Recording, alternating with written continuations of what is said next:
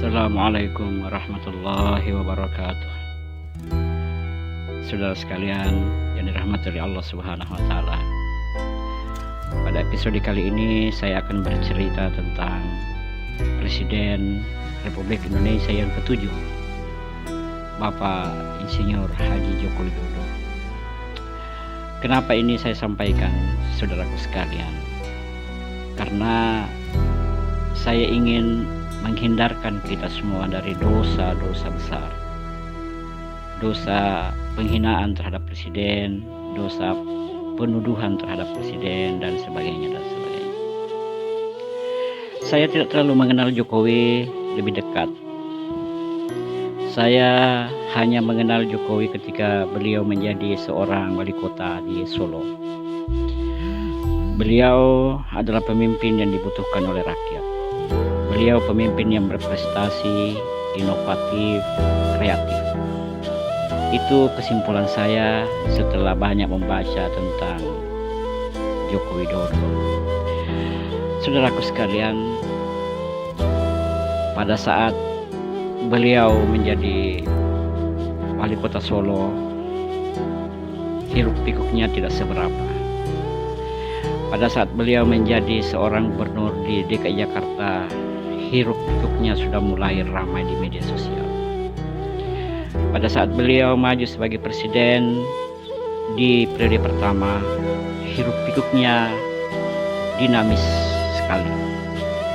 Tetapi di periode kedua, beliau muncul lagi kembali menjadi calon presiden. Bukan lagi hiruk pikuk, tapi badai fitnah merajalela di mana-mana tentang beliau. Bukan hanya beliau, tapi rival terpenting dari beliau, Prabowo Subianto, juga diterpa isu yang sama. Oleh karena itu, sekali lagi episode kali ini bukan untuk membela siapa-siapa, tapi hanya mengatakan kepada kita sekalian bahwa saya pernah bertemu dengan Joko Widodo 2 kali, sementara Prabowo saya belum pernah ketemu. Jadi bukan berarti video ini mendiskreditkan dan mengangkat siapa-siapa. Saudaraku sekalian, Joko Widodo menurut penglihatan langsung saya di 2 kali pertemuan, tanggal 26 dan 29 November 2016. Saya melihat langsung beliau dengan pembicaraan yang sangat singkat bersama dengan para ulama-ulama. Beliau sangat takzim kepada ulama. Beliau ikut salat jamaah bersama ulama, ambil air wudhu bersama-sama dengan kita, dan seterusnya dan seterusnya. Pada saat itu beliau berjanji akan mengundang kita semua yang hadir pada saat itu untuk datang ke Istana Negara. Dan janji itu dipenuhi oleh beliau tidak cukup 1 tahun. Tanggal 17 bulan 7 2017 beliau memenuhi janjinya dan kami semua mendapat undangan ke Istana Negara. Undangannya sangat simpel, lewat WhatsApp. Kami berangkat dan bertemu untuk kedua kalinya dengan Joko Widodo di Istana Negara. Pada saat itu lagi-lagi kami terkagum-kagum sama beliau, karena ternyata makanan di istana itu tidak semewah yang kita bayangkan. Kita makan di istana itu dengan beralaskan daun pisang, nasinya beralaskan daun pisang. Saya sempat berkelakar kepada ajudan beliau, dari mana daun pisang di istana ini? Dan kami dapat jawaban bahwa itu dari Bogor. Setiap pagi sekitar 1-2 truk daun pisang diangkut dari Bogor. Sangat sederhana. Kekaguman saya yang selanjutnya adalah beliau mengingatkan kepada kita bahwa waktu salat maghrib sudah masuk. Pada saat itu kami tidak menyadari ternyata waktu begitu cepat berjalan bersama beliau, dan kita semua tidak tahu apakah ini sudah maghrib atau masih siang, karena di istana semua lampu terang benderang. Maka kita pun berangkat ke masjid bersama, berjalan bersama-sama, beriringan, bercerita seperti berceritanya teman kepada temannya yang lain. Kurang lebih sekitar 3 menit berjalan kita sampai di musola Masjid Istana. Beliau langsung berdiri pada saat itu menghormati muazzin berdiri, dan saya sekitar 5 orang di sekitar beliau, 5 orang di antara kami dengan Bapak Joko Widodo. Dan ketika itu saya mengambil kesempatan untuk iqomah. Setelah muazzin selesai, saya langsung iqomah dan Presiden langsung menengok saya. Saya waktu itu merasa ditegur karena mungkin di istana pada saat itu ada tukang muazzin khusus dan iqomah khusus. Tapi apapun itu, saya merasa terhormat ada di situ bersama dengan beliau salat jamaah maghrib.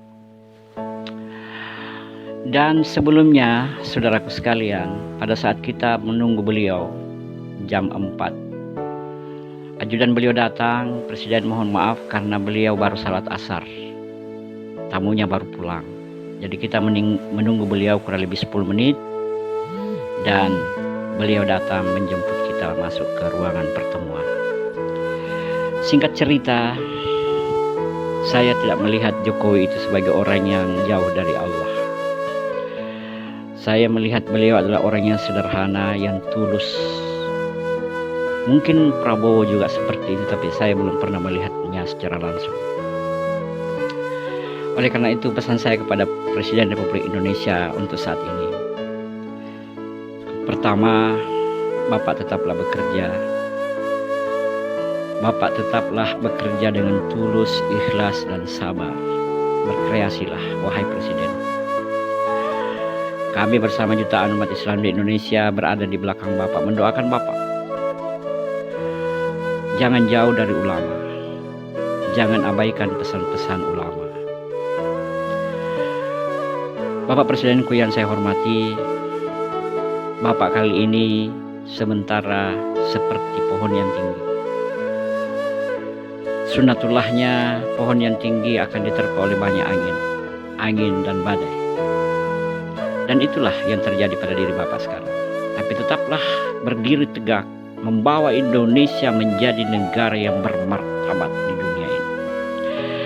Jadilah hubungan dengan seluruh negara, Arab, Cina, Eropa, dan semuanya. Banyak di antara kami yang tidak memahami hal itu, bahwa Bapak sementara membangun hubungan yang harmonis dengan beberapa negara. Kelompok-kelompok yang melihat Bapak negatif, biarkanlah mereka bernyanyi dengan iramanya sendiri, sambil kita mendengarkan dengan baik. Tetapi Bapak fokus bekerja. Mungkin hanya ini pesan dari kami, seorang Indonesia yang cinta negara ini, dari kampung yang jauh dari hiruk-pikuk ibu kota, di sudut desa terpencil di Kota Bantaeng, Sulawesi Selatan. Sekian Bapak Presiden, mohon maaf kalau saya lancang memberikan pesan kepada Bapak. Wallahu a'lam bishawab. Wallahul muwaffiq ila aqwamit thoriq. Wassalamualaikum warahmatullahi wabarakatuh.